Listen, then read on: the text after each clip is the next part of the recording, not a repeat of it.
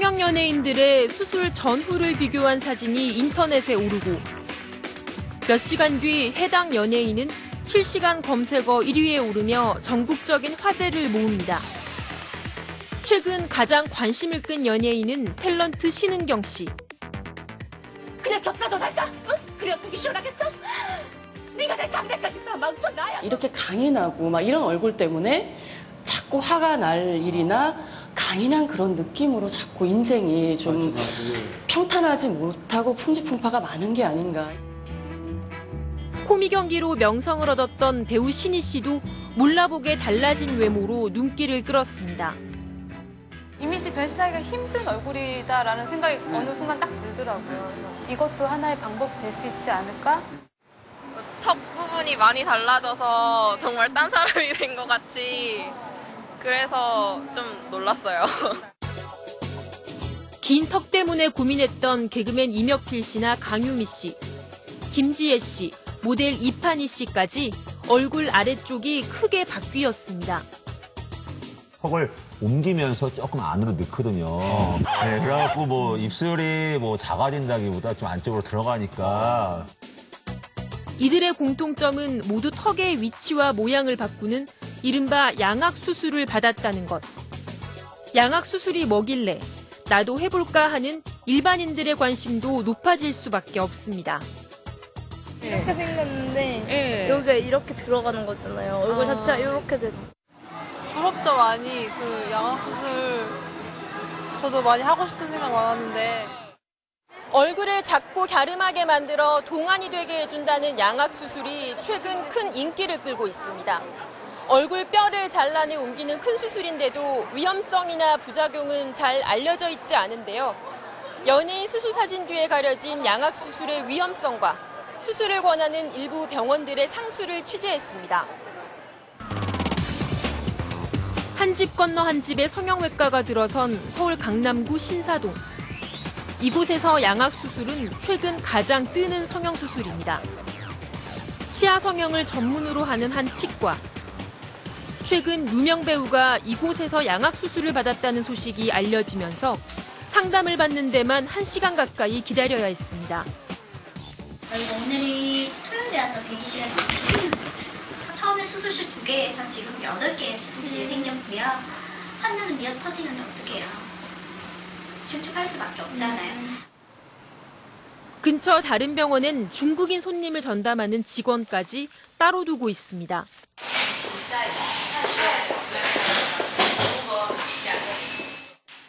평소 긴 턱이 고민이던 30대 여성이 상담을 요청하자 곧바로 양악 수술부터 권합니다. 무조건 위아래턱 움직여야 돼요. 양악 수술을 해야 돼요. 안 하고 살 수 있나요? 안 하고 못 살아요. 돈도 문제죠. 8월 안에 수술하잖아요. 그럼 양악 수술이 1,000만 원이에요. 원래는 양악 수술 1,400이에요. 싱글이시죠?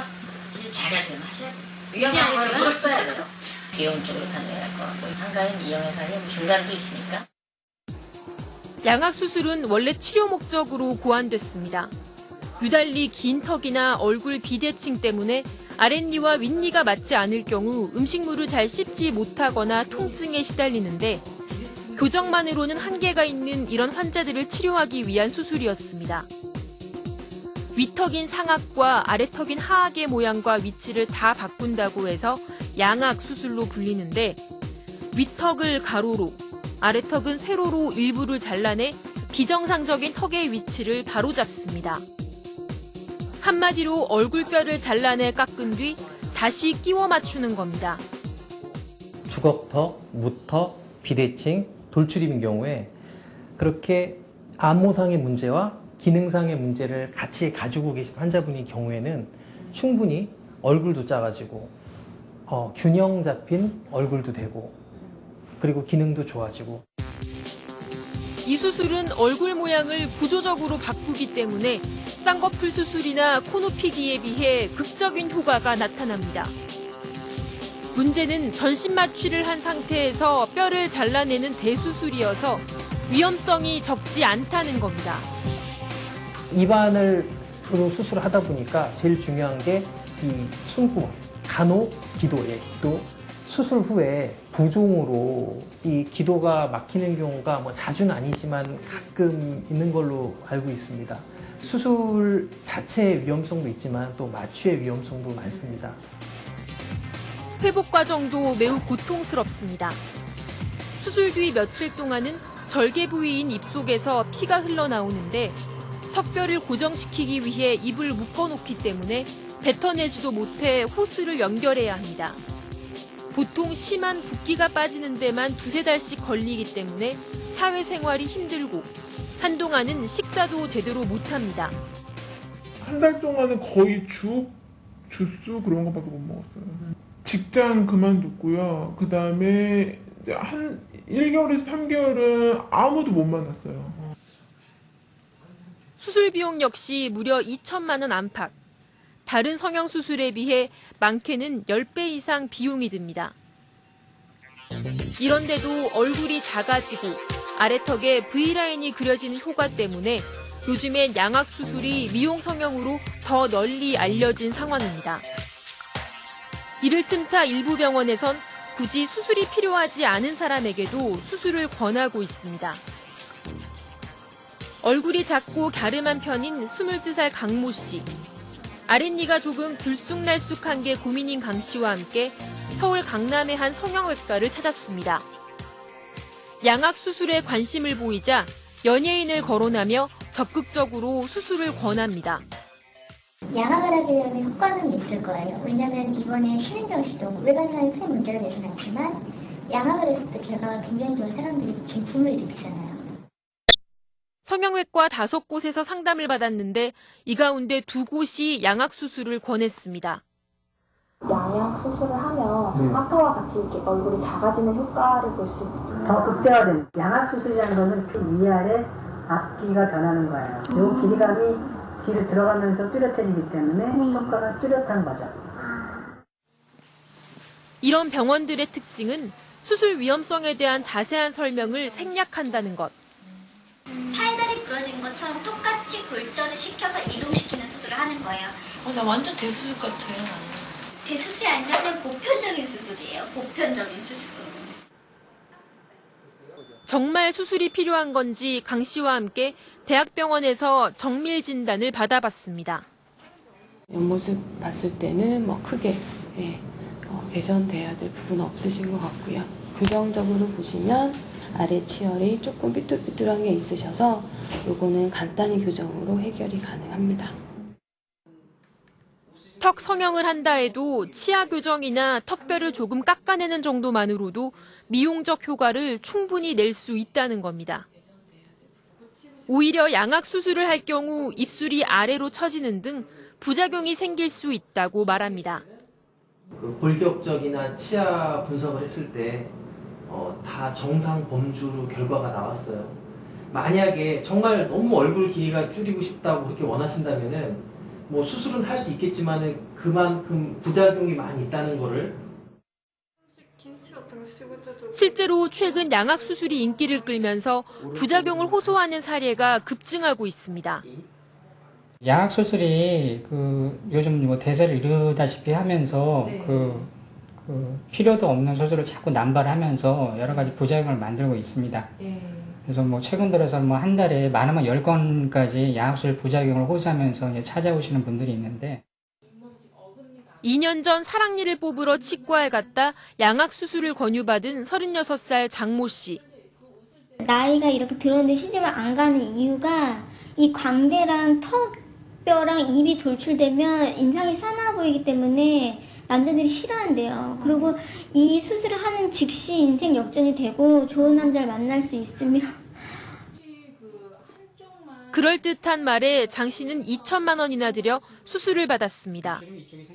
그런데 수술 뒤 오히려 입이 비틀어지면서 치아는 더 맞지 않았고 설상가상으로 오른쪽 뺨의 감각마저 사라졌습니다. 지금 보다시피 어금니가 안 맞아요. 어금니가 안 맞고 집에서 애전했다 그래요. 이쪽 신경이 나갔는지 이쪽으로는 뭘 흘리고 밥 먹다가도 국을 흘려도 이쪽으로는 전혀 감각이 없어요. 작년엔 같은 병원에서 수술을 받고 부작용을 호소하던 30대 여성이 스스로 목숨을 끊기도 했습니다.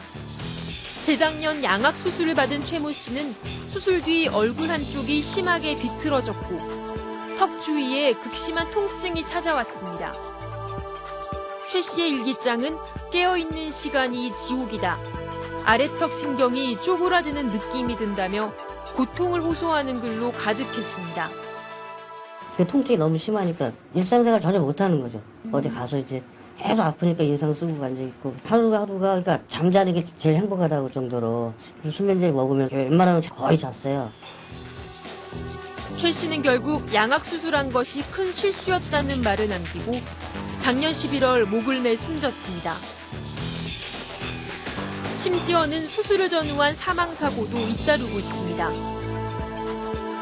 올 초엔 양악 수술을 했던 여고생이 수술 직후 호흡곤란으로 사망했고 지난달엔 아래턱 수술을 받던 20대 청년이 전신 마취 과정에서 숨지기도 했습니다.